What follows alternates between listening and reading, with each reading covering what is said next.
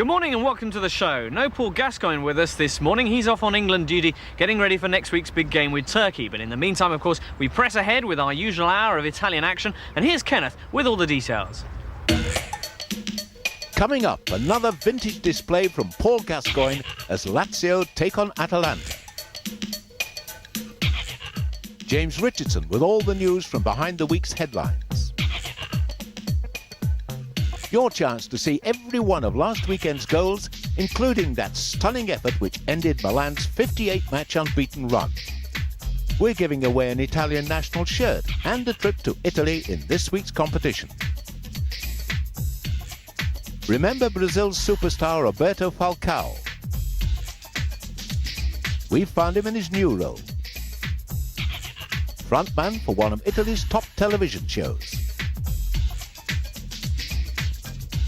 There's midweek World Cup action with all the goals from Italy's crushing of Malta. Paul Gascoigne takes us through his week and looks ahead to England's trip to Turkey. James Richardson meets Serie A's public enemy number one, hardman Pasquale Bruno, as a preview to tomorrow's live game, Torino against Milan. All of that coming up then, but first of all, it's time for highlights of Atalanta-Lazio, one of last weekend's best games, and a performance from Paul Gascoigne, incidentally, which drew rave reviews here in Italy. Your commentator is Gary Bloom. Atalanta's impressive home record has been the mainstay of their season to date. The team are undefeated here in Bergamo with 8 wins and 4 draws from their 12 matches in Serie A. The goal-scoring exploits of Maurizio Gans have now been extended beyond this football club. 2 days ago, he celebrated a call-up to the Italian national squad for the forthcoming World Cup qualifier against Malta. Fourth place Lazio resist the temptation of recalling Karl-Heinz Riedler and Luigi Carino, both available again after suspension. Cristiano Bergadi, who scored Lazio's equaliser against Milan last week, plays in defence. Thomas Doll is preferred to Riedler. Lazio's 3-0 win against Atalanta back in October was only their second victory over the side from Bergamo in the last 30 years. Their record here is hardly impressive, and it's Lazio who get us underway, playing from right to left in this first half.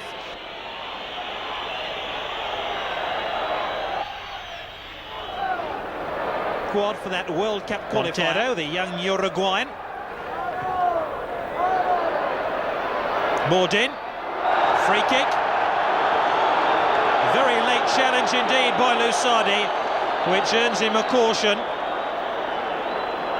by one of the youngest referees in Serie A.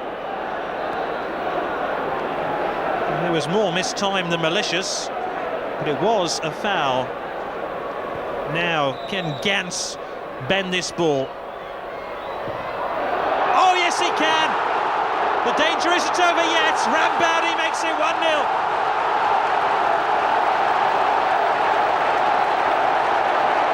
And the key to that goal was Gans's flighted free kick, which beat Orsi.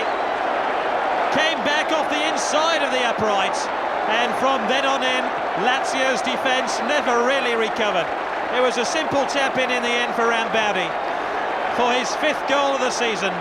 And Atalanta are ahead after 10 minutes of the match. Lazio's defenders were slow to react from the loose ball, and Atalanta took full advantage of that.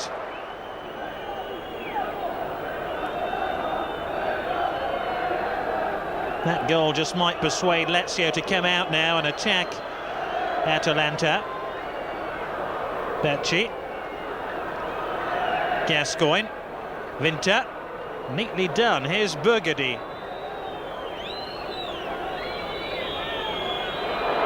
Beppe Signori. That was brave goalkeeping by Fabrizio Ferron, who denied Beppe Signori. Ferron is being targeted as a future Lazio goalkeeper, and I'm sure the Lazio bench will have appreciated that save, although not too much.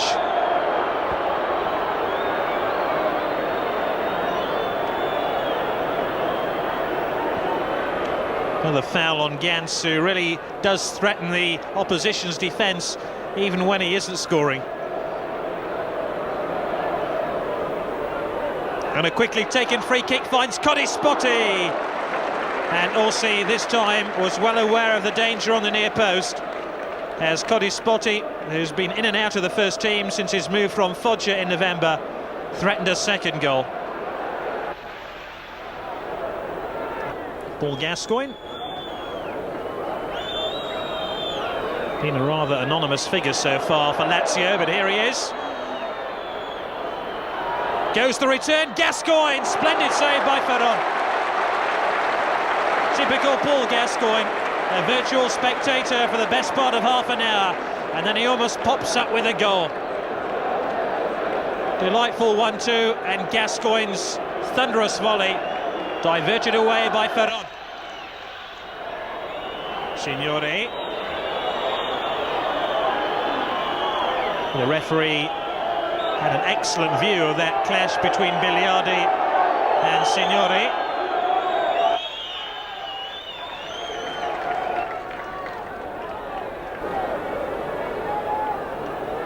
Half an hour gone, Lazio still a goal behind as Gascoigne trots into the penalty area, and Signori prepares to take this free kick for Lazio. Gascoigne, 1-1! Gascoigne moved very late into the Atalanta penalty area. Nobody tracked his run.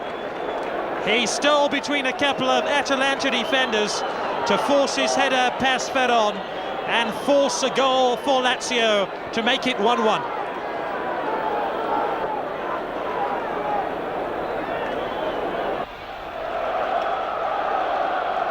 Codispotti again. Boroni. Free kick.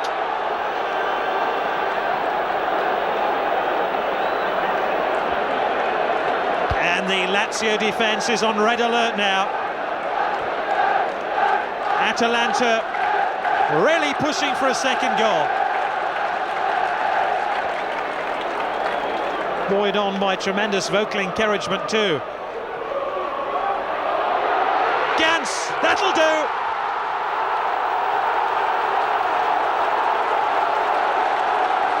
And the man who's been called up into the Italian national squad shows exactly why he's one of the most feared strikers in Italy at the moment. Last season, Atalanta beat Lazio 1-0 in this fixture with a second half goal. They lead by 2-1. Dole falls overboard in, and a penalty! Oh, that's a highly contentious decision by the referee. Bourdin and Dole hardly touched shoulders. And so Beppe Signori has a chance to equalise. The referee wasn't even looking when the ball struck the back of the net. Either way, Lazio are level. It's Atalanta 2, Lazio 2. Another goal for Beppe Signori, number 20 of the season for him. And it ends level at 2-2. Lazio's 35-year wait for a win in this stadium continues. The teams end level. All the rest of the weekend goal action to come, but first, James Richardson with his weekly look behind the headlines.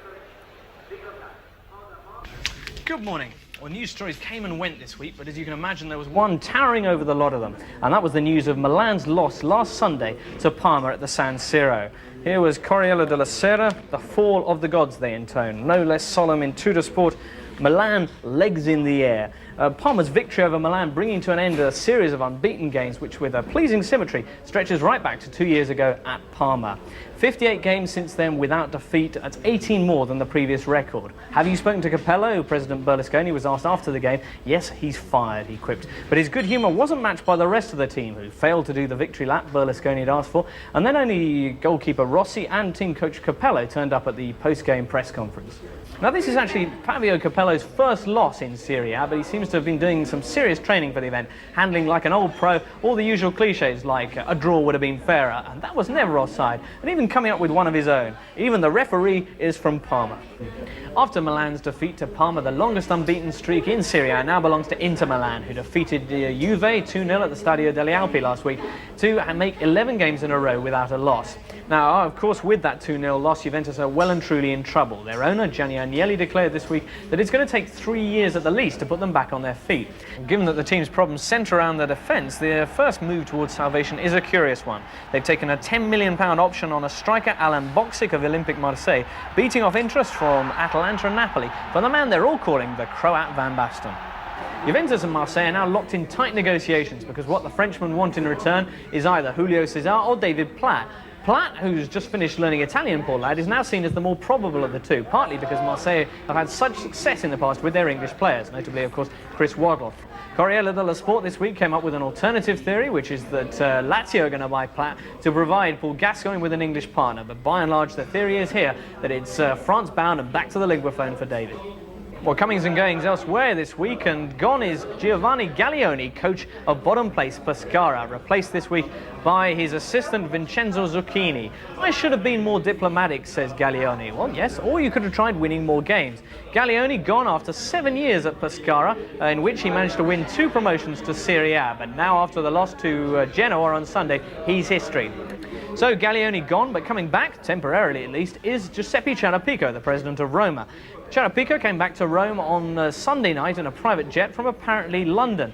Now, he's been on the run for 80 hours after the fraud charges issued against him on Thursday morning. He was taken straight to prison after his arrival back in Rome, and his trial for fraud actually started this week. In the meantime, his club Roma are in serious trouble. £30 million worth of debts have been uncovered this week, which makes it all the more likely that Pasquale Casillo will be called on by the bankers to take over the club soon. Casillo, of course, the current owner of Foggia. Well, finally, to finish on a more upbeat note, some good news this week from Palermo, where the Italian national team this Wednesday played their 500th ever game. And thankfully, their performance lived up to the occasion, rewarded the fans who'd queued for up to 10 hours for a ticket, and drew a rapturous reception as well from the normally hostile Italian sports press. Italy, I love you, as the Corriere dello Sport wasn't ashamed to admit on Thursday morning. Typical that of the reception the papers gave the Italian national team. You can see the highlights of their performance coming up after the break, along with last weekend's Serie A goals, our competition, and the return of Isabella Stasi Castriotti, going one-on-one with Paolo Roberto Falcao. Unmissable stuff, all coming up in a couple of minutes.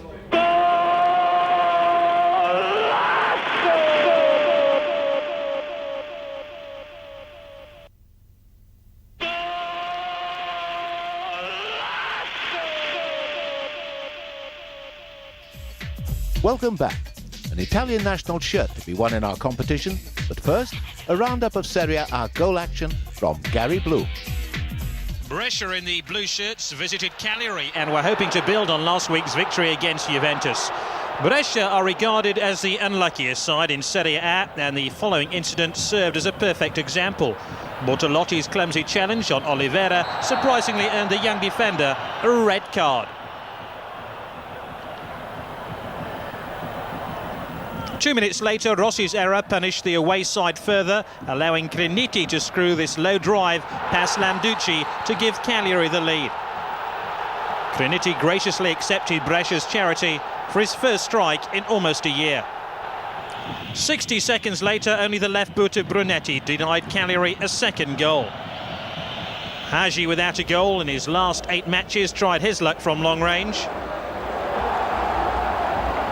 before Criniti, who was in for the suspended Francescoli, squandered this gilt-edged opportunity. But in first-half injury time, Moriero succeeded where his striking partner had failed.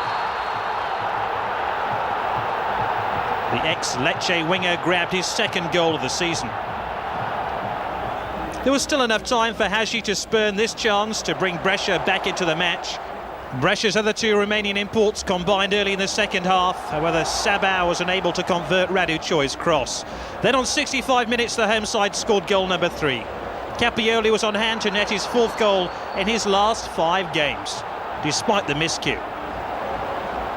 15 minutes from full time. First Landucci, then an upright rescued Brescia from further humiliation. Brescia did manage a consolation goal late on through Paganin.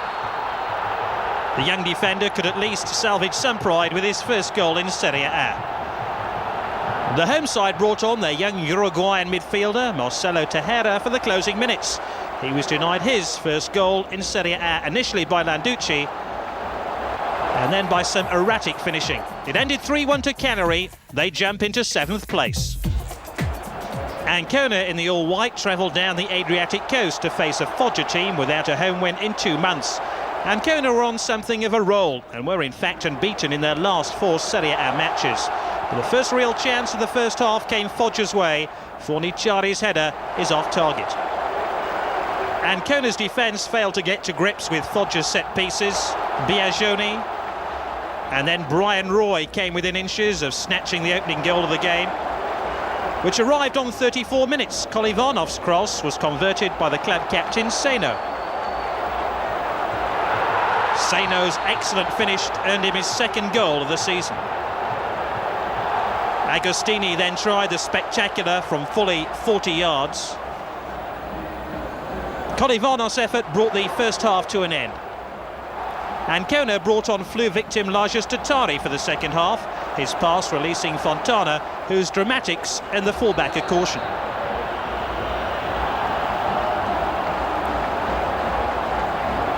Kolivanov was a constant thorn in the side of Ancona's defence. Here's a rare strike on goal from the away side, Vecchiolo with the shot. Just before the final whistle, 2 Eastern Europeans clashed. Kolivanov's tumble from Glonek's challenge was once again ruled a dive by the referee and another yellow card. Still, Foggia were hanging on for a victory against their fellow strugglers, a win which sees Ancona slip deeper into relegation trouble. Next to Turin, where Inter were looking for their first away win against Juventus in 28 years. Juventus, hampered by injuries to key players, lost Ravanelli early on with a damaged ankle following this foul by Paganin. Inter were without Toto Schillaci, but wouldn't have felt too despondent with Rubin Sousa in this sort of form.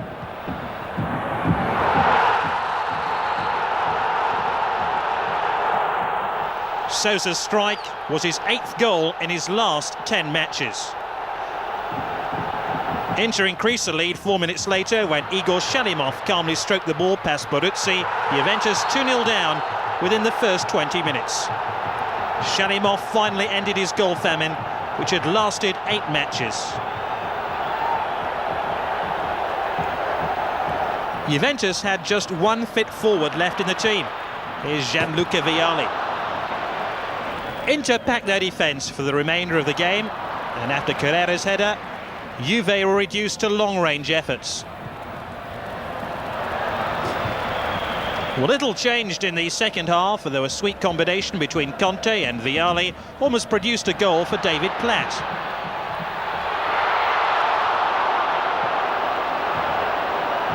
Then Zenga unfolded his giant frame to deny Vialli.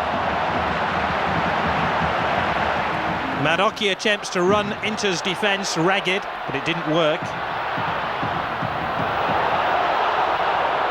Inter's counter-thrusts contained real menace. Here's Sousa and Berti, who between them almost fashioned an own goal.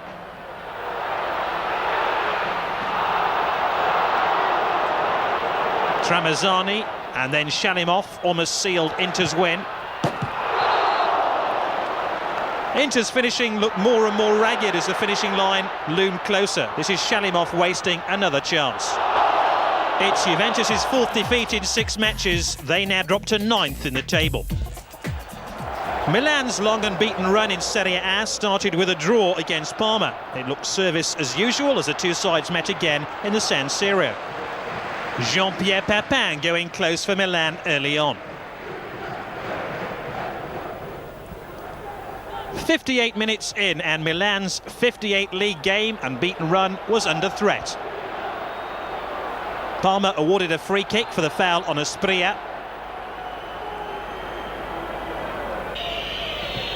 And Asprilla killed in a free kick.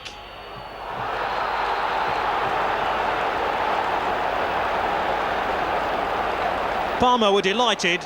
Asprilla was head over heels. It's been quite a 7 days for Asprilla. An outstanding performance for Parma against Sparta Prague in the Cup Winners' Cup. Now he was putting the skids under the champions.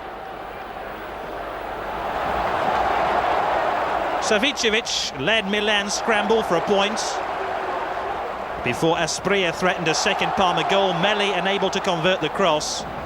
Milan had 4 overseas stars and 3 Italian internationals out, and it showed. Even Aldo Serena's first appearance of the season couldn't prevent a Milan defeat. Their first in the league for 22 months. Well, now it's competition time here on Gazzetta Football Italia, and your chance to win a trip to the Italian Cup final and an Italian national shirt and ball. Just answer a simple question by ringing us on 0891 333 444. Last week, the sensation of the season, the end of Milan's 58-match unbeaten league run stretching back to May 1991. It came at the San Siro, where the unlikely victors were Parma. It was close, just 1 goal deciding it. But who scored that historic goal? Was it A. Thomas Brolin, B. Gabriele Pin, or C. Faustino Asprilla?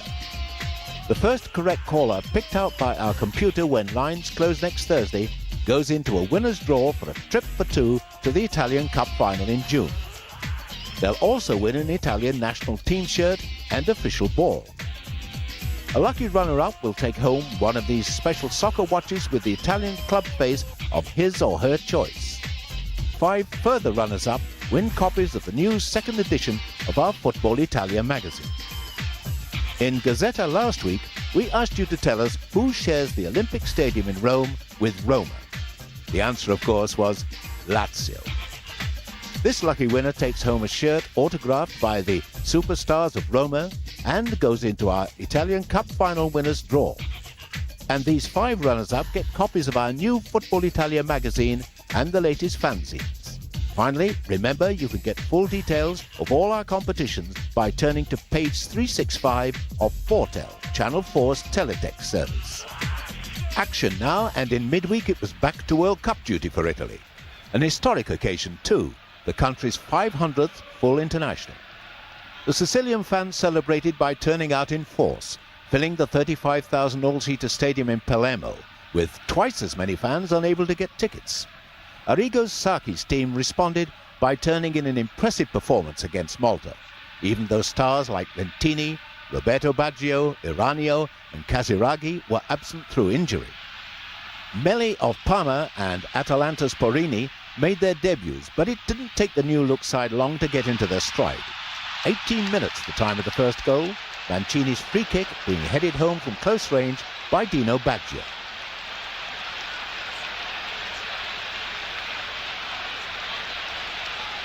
Melli had settled in superbly, but when he failed to get to Mancini's low cross, Signori was on hand to convert goal number 2.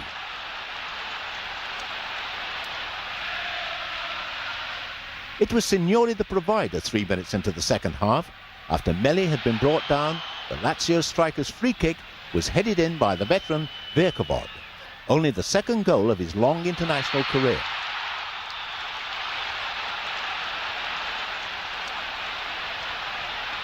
When the goalkeeper fumbled Signori's corner, Mancini was on hand to score. That was his first international goal since June 1988. No wonder he celebrated. 4-0 then to Italy, but Malta did get a goal. La Fera beat the offside trap and Pagliuca brought him down. The goalkeeper was shown the yellow card for this and was even unhappier seconds later when he just failed to keep out Busuttil's spot kick. This only shook Italy into a meaner attacking mood. Albertini, who had a superb match, freed his Milan teammate Maldini with a long through pass, and he crashed in an excellent low shot for number 5. Italy tried desperately to give Melli the goal he deserved on his debut. That failed, but he helped launch the 6th by setting up Maldini to lob the goalkeeper. When the ball bounced off the bar, Mancini was there to score his 2nd. 6-1 then, the final score.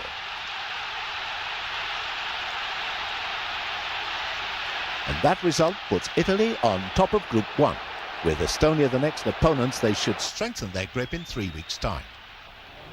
Football is a prime-time sport on Italian television.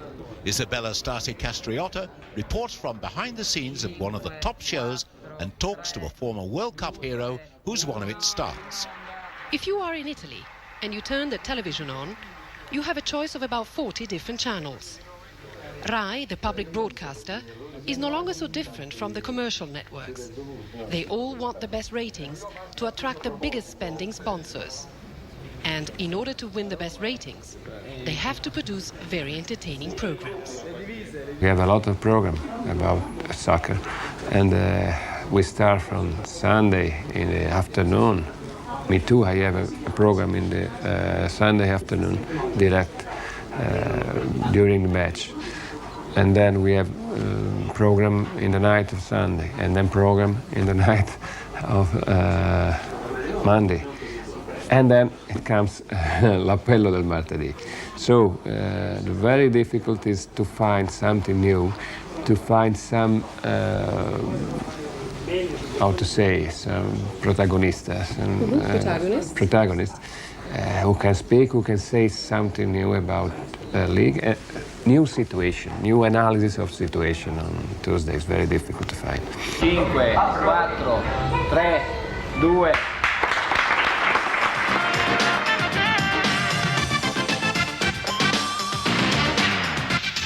L'appello del martedì. Buonasera, buonasera, grazie. He had to make a very long-distance telephone call to summon his special guest, Paulo Roberto Falcao, from Brazil. Falcao has been ever a champion, correct, an hero of the football. He's now with us. Ho vissuto 5-6 anni bellissimi a Roma e come giocatore abbiamo giocato addirittura in Inghilterra, le partite difficilissime, però niente, poi ho fatto un anno nel San Paolo dove abbiamo vinto anche lì lo scudetto e dopo il Mondiale del Messico mi sono ritirato e dopo sono andato a fare altre cose al di fuori del calcio, ho lavorato sempre in televisione nel periodo del 86 fino al 90. Niente, poi del 90, dopo il Mondiale dell'Italia, sono stato intorno a agosto chiamato dal presidente della Federcalcio brasiliana a fare il commissario tecnico del Brasile. L'ho fatto fino a agosto del 91, cioè sono stato un anno. Io ho cercato di fare un lavoro per cercare di scoprire i nuovi giocatori, perché sa benissimo che in Brasile tutti i più forti stanno giocando all'estero, giocano in Europa. Come le è divertito ritornare in Italia nel nuovo ruolo di commentatore televisivo?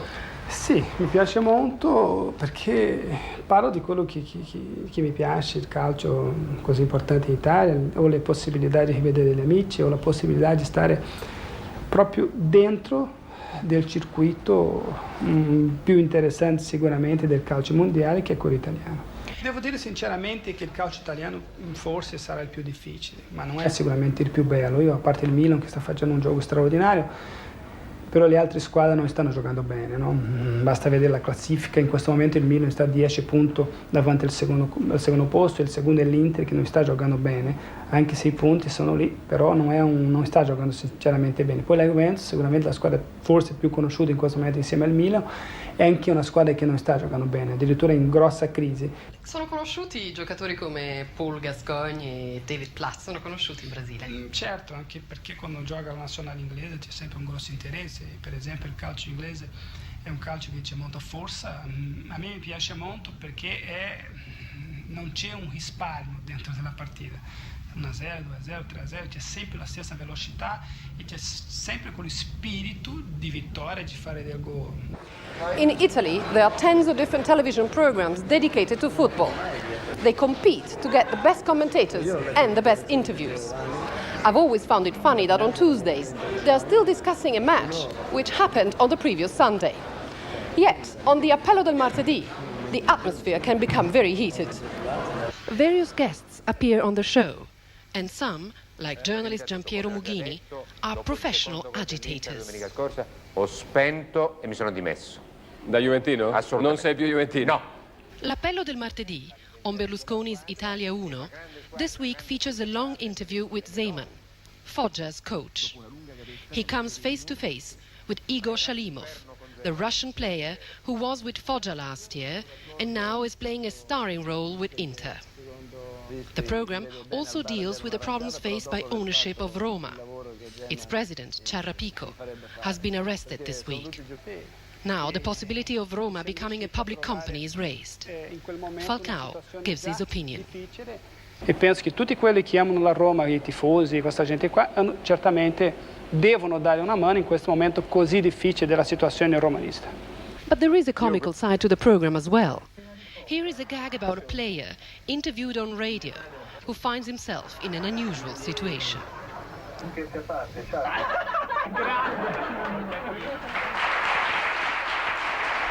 Falcao finds he's not spared either.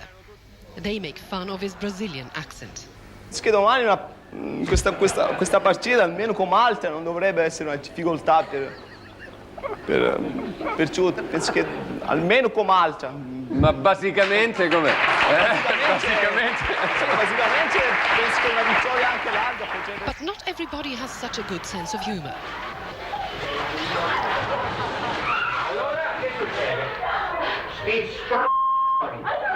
After 2.5 hours, the program draws to an end.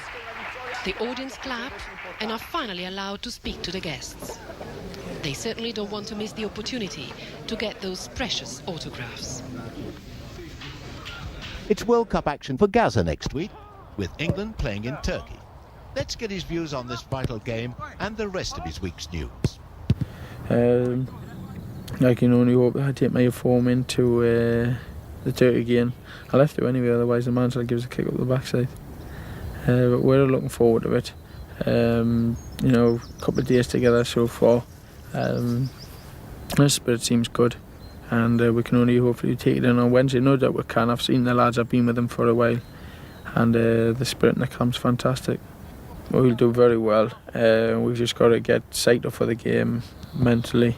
Physically, I don't think it's a problem. The lads, you know, we've got a good physical team. But as long as we're onto it mentally, hopefully we'll do well.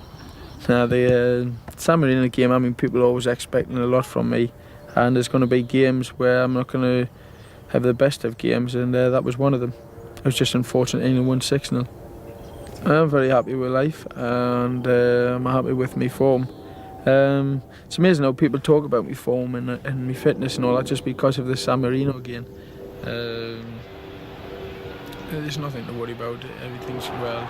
I'm enjoying life, and let's hope I can just take everything into the Wednesday game. It's always nice to come back to England. You know, you miss the little things, the stupid little things, you know, you baked beans or a biscuit or a cup of tea in the morning. Miss little things like that, but it's good to be back. Listen to the crack with the lads and what they've got to say. England's very important for me. It's a great thing to be part of anything you play for your country. It's just, you know, Lazio are on a good run, and it's just a shame also I'm not involved in the Udinese game. But, you know, I had this thing signed in the contract that I was with England for the 6 games, the World Cup games, and this is one of them. It's just a shame because we're on a good run with Lazio. But just let's hope they do win on Sunday.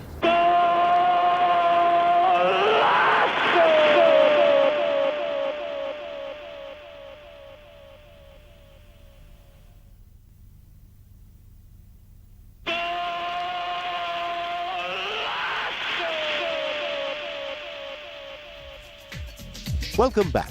Our Torino versus Milan preview coming up, but first, let's complete the goal action from Serie A.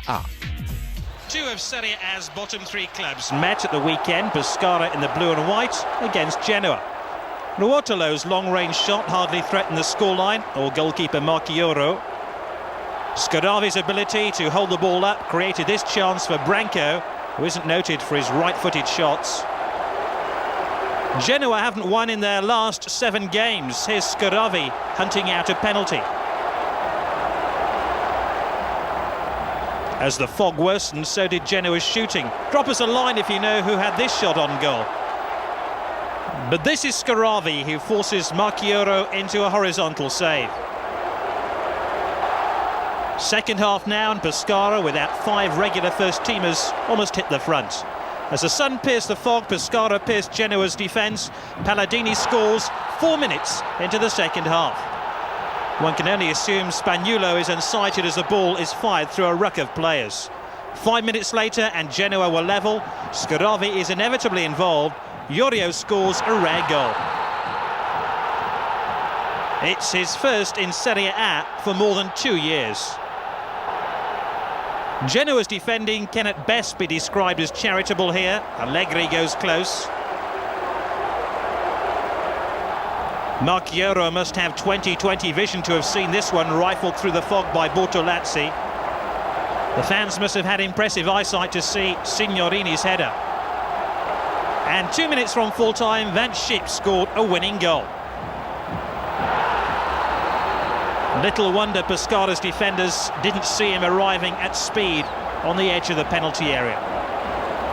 2-1 to Genoa, their first away victory in 13 months. However, it cost Pescara's coach his job. Thankfully, the sun shone in the capital, where Roma in red played Napoli. This move of speed and accuracy almost brought Napoli a goal. There's nothing accurate, though, about Carbone's shot. Maybe Roma were hungover after their midweek UEFA Cup exit to Borussia Dortmund. Either way, Hessler should have done better here. Hessler, though, redeemed himself just short of the hour mark for his third goal in 6 matches. At last, Hessler appears to have found a rich seam of goals after 2 disappointing seasons in Italy when he rarely found the net. Benedetti's ungentlemanly grab of Fonseca earned Napoli a 74th minute penalty. Fonseca's spot kick brought him his 15th goal of the season. Roma, unbeaten in 8 Serie A games, now sought a second goal, inevitably from the boot of Hessler. Zola was Napoli's principal hope of a second goal. It's surprising he has no place yet in the national team. Bresciani should have converted Zola's cross here. No surprise then that the teams finished level. It's the 4th consecutive 1-1 draw between the teams in Rome. Fiorentina have forgotten what it's like to win away from home. It's 5 months since they returned to Florence with a win. Batistuta may have put himself in danger here, but not Sampdoria's goal. Des Walker will be hoping Graham Taylor's not watching this incident. His attempted clearance is hardly what you'd expect from an England defender. Effenberg and Laudrup found a familiar path to goal, but still no success. If Effenberg's shooting had been as accurate as his first touch here, the game could have had a very different conclusion. As Sampdoria were limited to the occasional counter-thrust, they almost stole the first half lead. This is Serena shaving the upright. Against the run of play, Sampdoria eventually took the lead. This innocuous challenge on Mancini led to a free kick, which is hammered in by Jugovic. The goal was credited as an own goal against Baiano, who unwittingly got a fatal deflection. Baiano then tried to find the right goal, but the ball went the wrong side of the upright. Baiano was having a one-man crusade to find an equaliser. Karobi's deflection almost meant a correction to the scoreline. Effenberg was next to contribute to Fiorentina's catalogue of misses. And the German international had the next chance too. Fiorentina's cause wasn't helped by Luppi's dismissal for this foul on Mancini. Then 4 minutes into injury time, Sampdoria scored a fortuitous second. Mancini's header, and Pioli scores a second own goal of the game. Sampdoria win. Fiorentina, with just 1 win this year, could be playing Serie B football next year. Udinese in the striped shirts almost took an early lead against Torino. Balbo's dummy found no dummies in Torino's defence. Torino's away form this season is impressive. The same can't be said of Venturin's clearance, which almost gave Udinese the lead. The frame of the goal came to Torino's rescue again. Torino could do little about this one though. Delano's cross onto the head of Sensini, and Udinese were heading for another home win. It's Sensini's first goal in Serie A since the 25th of February 1990. Serie A's joint top goal scorer Balbo should have added to his total here. Into the second half now, and Schifo and Fortunato combined to set up this chance. Poggi almost volleyed an equaliser. Fortunato was well placed for a header here. Then Schifo's arrow of a free kick should have drawn the team's level, but luck wasn't with the visiting team. Schifo's last goal was a penalty last month. Any closer here and he'd have snapped the upright. Fortunato led the chase as Torino dominated the closing stages. And how about this for a miss? Branca getting his geography of the goal all wrong. Balbo was still trying to squeeze in a clinching second goal, but just one proved enough.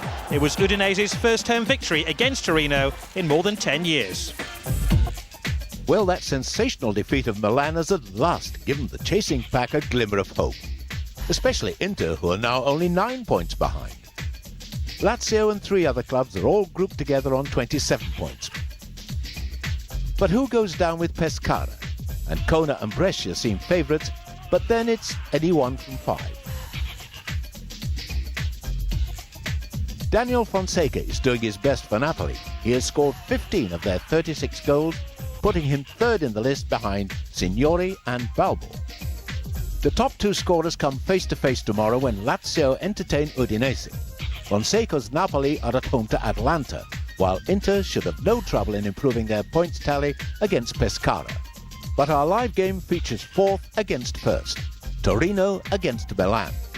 James Richardson has been to Turin to tackle Torino's very own raging bull, Pasquale Bruno. Bruno, the animal, the hitman, the man who leaves opponents needing 10 stitches and probably a good deal of counselling to boot. The man who apparently may soon be descending upon our very own Premier League. We all know the man's reputation, but just what is the truth about Serie A's public enemy number 1? On the eve of Torino's big game with Milan, Gazzetta Football Italia attempts to find out. We arranged to talk with Pasquale Bruno at his house in the hills above Turin, and he very kindly gave me a lift up there in his Panda 4x4. Never having met Bruno before, my mind was full of questions. Would he snarl? Would he bite? Where did I leave my silver bullet? But maybe I've been reading the wrong kind of papers. Inside and talking, I asked him just what is the truth about Pasquale Bruno. Sì, in campo sono uno molto aggressivo, no? Nella vita quotidiana invece, come tu puoi ben vedere, sono uno abbastanza tranquillo, quindi mi ricorda la storia di Dr. Jekyll e Mr. Hyde, no? Sì. Ma ormai, sai, nel calcio ci sono i luoghi comuni, no? Quindi io per i giornalisti sono il giocatore più aggressivo d'Italia, no? Sì. Quindi questa è un'etichetta che me la porterò dietro fin tanto giocherò, ecco. So that's Bruno's opinion, but what about his teammates who get to see him on and off the field? Sì, è il nemico numero 1 di tutti, invece preso da essere un bravissimo ragazzo. Lui è uno che le piace giocare con grinta e qualche volta può esagerare, però non è che lo fa apposta. Io in mia squadra lo vorrei sempre. Sì? Sì, perché è un giocatore che lascia tutto dentro il campo e è un giocatore che non le piace mai perdere. Certamente, diciamo, la sua normalità è totalmente all'opposto di quanto può sembrare, però chissà perché a lui fa comodo essere personaggio in una certa maniera e alle volte rischia anche delle brutte figure pur di continuare ad essere personaggio. Ma alle volte diciamo che va fuori di testa, alle volte non riesce a controllarsi e fa di quelle reazioni abbastanza assurde, che perciò tutto quanto fanno parte di un personaggio che lui sta cercando di costruire. So why this image? Well, for some, Bruno's reputation is a hype he himself has helped the papers build, and Bruno certainly doesn't deny that he enjoys the fame it brings. No, perché fa parte del personaggio, no? Dico del giocatore, no? E se sono famoso lo devo anche a questo, ecco. Off the field, you can't help being charmed by Pasquale Bruno. After his reputation in the press, to find him laughing at a Disney film when it's not even the bit where Bambi's mother dies is almost a disillusion. Bruno likes to spend his free time relaxing with family and friends.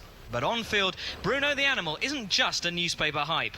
2 incidents spring to mind. The first, a vicious tackle 7 weeks ago on Brescia's Florin Raduceo that left the striker with a cut to the bone that needed 10 stitches. The second dates from one of last season's Turin derbies, when after being expelled after a foul on Gigi Casiraghi, Bruno flipped. He received 5 weeks suspension for threatening the ref, but according to Bruno, it was all just nerves.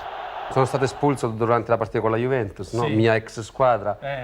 E niente, hanno detto che io volevo aggredire l'arbitro, invece non era vero, ecco. Cioè il fatto era che io ero nervoso e Lentini mi teneva la maglia e io mi arrabbiavo ancora di più, ecco. And what about the foul against Raduceo, when afterwards Bruno refused to even apologise to the Brescia striker? Era successo un fallo, lui ha avuto 9 punti di sutura, no? 9 pitch, no? Sì. E, dispiace, allora io volevo chiedere scusa pubblicamente. Sì.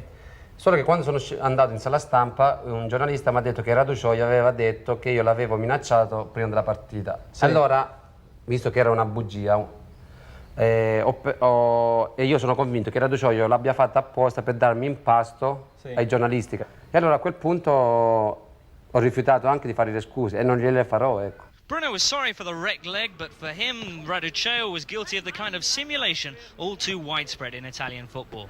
Sì, cose che in Italia succedono che in Inghilterra non vedo. Per questo io voglio fare un'esperienza in Inghilterra. During his suspension after the Raduccio incident, Bruno found time to pursue this ambition. On a visit to ex-Juventus teammate Ian Rush, Bruno stopped off to talk to Peter Reid at Manchester City.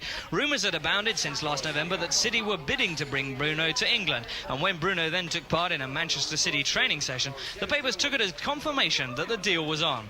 Since then, both sides have publicly distanced themselves from the idea, so how do things stand now? A me piacerebbe, penso anche Peter Reid è d'accordo, però è un discorso che affronteremo magari in maggio, alla fine del campionato. Sì. Visto che il Manchester City è impegnato nella Premier League, il Torino è impegnato ancora in Coppa Italia in campionato, quindi è prematuro, ecco. Okay, a me piacerebbe tantissimo. Bruno, in the meantime, is learning English, and here's proof. I don't know, because it's the first month, no? The first year that I speak English. Okay. The next year I speak very well. As I say, Bruno, meanwhile, is learning English, just in case there is that transfer north at the end of this season. On his more immediate horizons, though, is tomorrow's big game with Milan. The team's preparation for this have been overshadowed somewhat in recent weeks by the change in ownership at Torino and the departure of their director general and players' favourite, Luciano Moggi. Also disturbing the team is their 45-minute blackout at Udinese last week that cost them the game. Despite that loss, though, Torino still have the best record in all of Serie A so far in this second half of the season. Better even than Milan's. Quando giochi contro il Milan sai che è sempre una fatica atroce fare risultato, quindi noi siamo consapevoli che questi sono i più forti del mondo, però si possono anche battere come ha dimostrato la Roma e come ha dimostrato il Parma. Sappiamo che anche loro hanno paura di affrontare il Torino, ecco. Quindi conti siamo terzi in classifica noi, no? Sì. Abbiamo la miglior difesa del campionato, quindi sanno di affrontare una squadra abbastanza forte. Bruno will be back in playing mode and probably in his best Mr. Hyde form tomorrow afternoon as Torino take on Milan at Turin's Stadio delle Alpi. Fearless defender, vicious beastie, or just a fearsome hype? We'll get our chance to judge for ourselves as Bruno goes up against some of the most dangerous strikers in the world live on Channel 4. Well, don't forget the clocks go forward an hour tonight, and we're on the air tomorrow at the later time of 2:45. So join us for that. Torino against Milan live.